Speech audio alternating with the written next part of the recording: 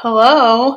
I wanted to check in with all of you to see how you are doing and how you're feeling about the course and what all we are learning. Hopefully, you're learning a lot in terms of kind of this basic information to get you started in the career of teaching.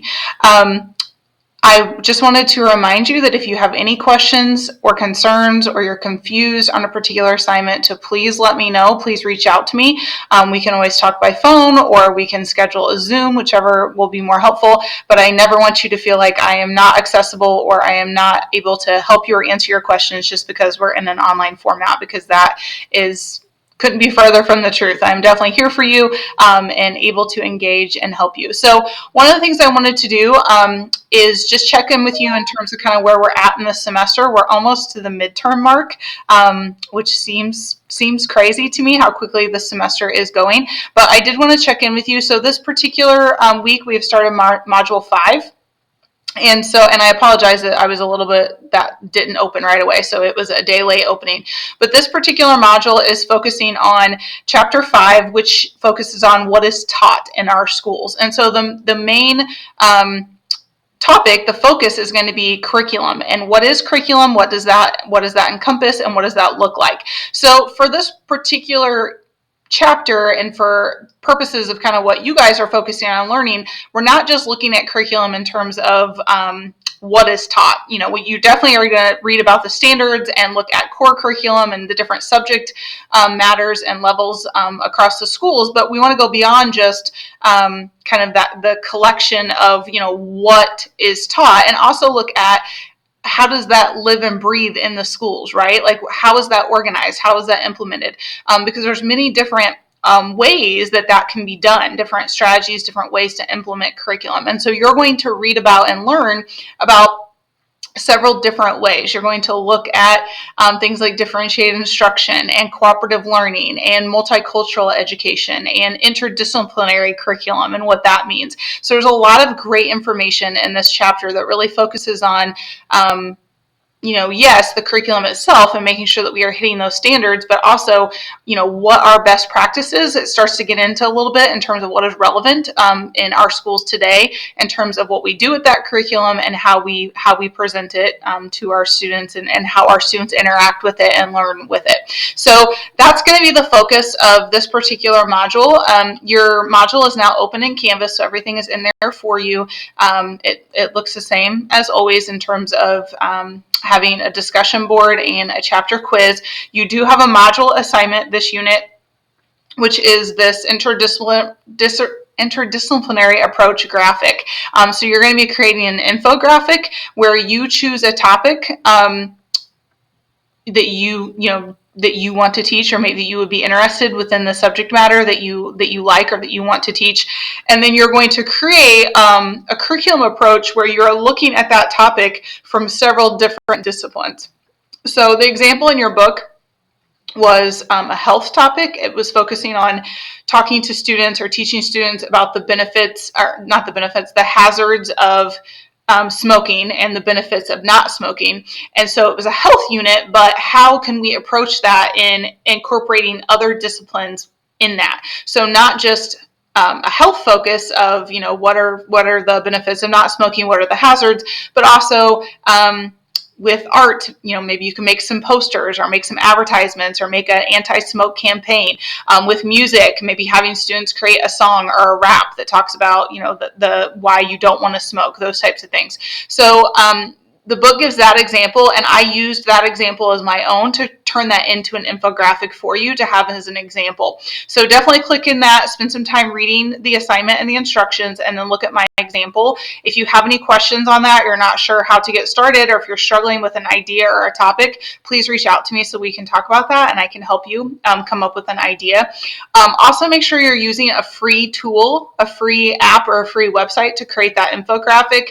You might even have that option within some of your Microsoft Office programs that it'll create a template for you for a graphic. I do not want you to have to spend money on a program unless you already own one or you use it for something else.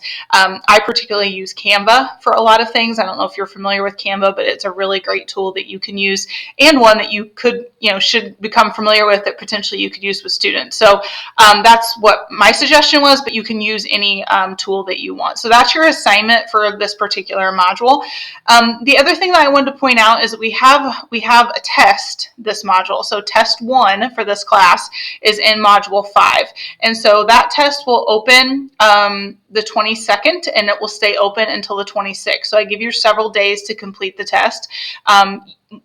Please be aware of a couple of things. Number one, make sure you have really reliable internet when you go to take the test, because if you lose service or you lose that internet connection, it is going to kick you out of the test, and then you're not going to be able to get back into it. So make sure you have really good, reliable internet before you start the test.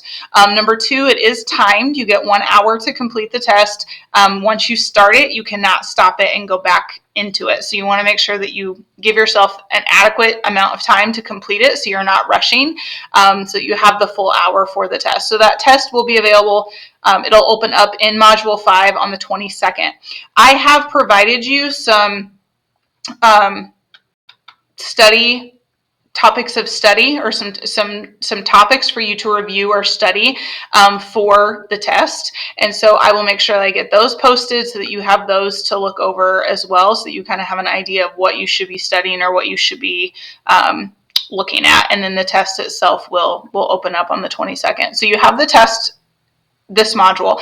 And the other thing, which is I wanted to make sure to touch base with you on right now, is you have your teacher interview coming up. And so that teacher interview assignment is going to be due next week.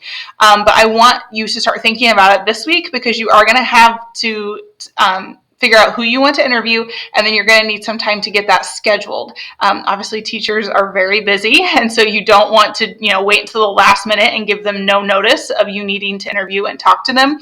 So whether you're going to choose the teacher that you're doing your observation hours with, or maybe you have a teacher in your life, or maybe a former teacher of yours that you would love to go back and talk to. I can remember when I did an assignment very similar to this, and in my own teaching classes, I went back and spoke to my high school English teacher, which is actually a huge influence on me for becoming a teacher. And it was super cool to talk to her and kind of ask her questions and see things from her perspective as a teacher, versus my interactions with her before were just me as the student and her as the teacher. So it was a pretty cool dynamic to be able to go back and talk to her. So maybe that's an option to interview a former teacher. So you're going to need time this week to figure out who you're going to interview, and then definitely reach out to them in a professional way and ask for a convenient time for them to be able to schedule the interview. So I definitely want you to get started on that this week, so you're not waiting till the last minute to do the interview itself. Okay, so I wanted to show you where those materials were in Canvas, so that you're aware of where the guidelines for that assignment are, and you can start looking at it ahead of time. So we're in modules, and you're going to scroll down until you find this folder that says Teacher Interview Assignment Information, and this is where your information is located. So I have the guidelines right here. This gives you the assignment and what you need to do. And then I have the rubric right here that's going to show you how I'm going to grade it. Okay, so let's click into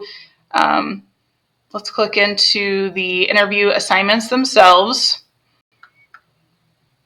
So basically, it's saying that you are choosing a teacher to interview. The grade level is up to you. Even the subject of what they teach is up to you. I would encourage you to try to find somebody that teaches either the same grade or the same subject that you potentially are interested in teaching yourself. I know for many of you, you haven't made that decision yet, and that's perfectly okay. But if you do know, for example, that you want to teach high school, or you do know that you're passionate about art and you really would love to teach art, try to find somebody in that specific area to be able to talk to. So you will choose the person, schedule the interview, and then you're going to create a list of questions. I have given you some possible interview questions to kind of help you as some brainstorming options. You're definitely welcome to use these.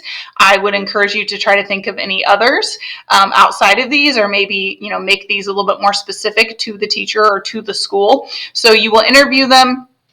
you will document these answers. So you do need to have a document that shows the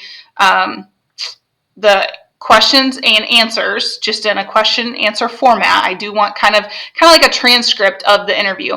But then for the assignment, for the main part of your points, you do have to create a summary of that. So it does need to be in a written summary paragraph format. So do not just turn in the questions and the answers listed, because you will not be able to receive your full points for that. I do want an overall summary of your interview experience, what you learned, anything that you want to share. And so those guidelines for that are right here in terms of how to put that into a Word document. Please let me know if you have any questions on that. Okay, so you will need to include the name of the teacher. I would like to know where they teach, and then definitely the grade level or the subject, and then how many years they have taught. Okay, and then these are a list of questions to help you. But again, definitely if you come up with others, that's perfectly fine as well. So you will, after you've completed that, I've provided, oops, I think I went past it.